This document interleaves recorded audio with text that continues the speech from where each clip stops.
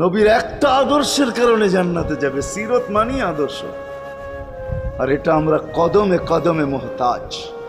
কেননা এই ছোট জীবনটা যদি গ্রহণযোগ্যতা পর্যন্ত পৌঁছাইতে হয় আল্লাহর কাছে, চাই নারী হই, চাই যুবক হই, চাই বৃদ্ধ হই, যেই মানুষই হই না কেন, যেখানেরই হই না কেন, যেই বাসারই হই না কেন, যেই বর্ণেরই হই না কেন, যেই পেশারই হই না কেন, যেই সোসাইটিরই হই না কেন, এই জীবনটাকে যদি গ্রহণযোগ্যতা পর্যন্ত পৌঁছাইতে হয় কার কাছে? দুনিয়াওয়ালাদের কাছে না, মালিকের কাছে, যিনি এক ফোঁটা পানির থেকে অস্তিত্ব দিছেন, যার কাছে আবার আমাদেরকে ফিরা যেতে হবে। পালানের কোনো সুযোগ নাই।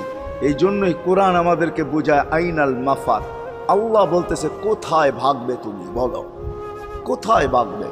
কবির কথাই সত্য, যদিও নাকি পালাও তুমি আকাশেতে লাগিয়ে সিঁড়ি, সিঁড়ি লাগাও যদি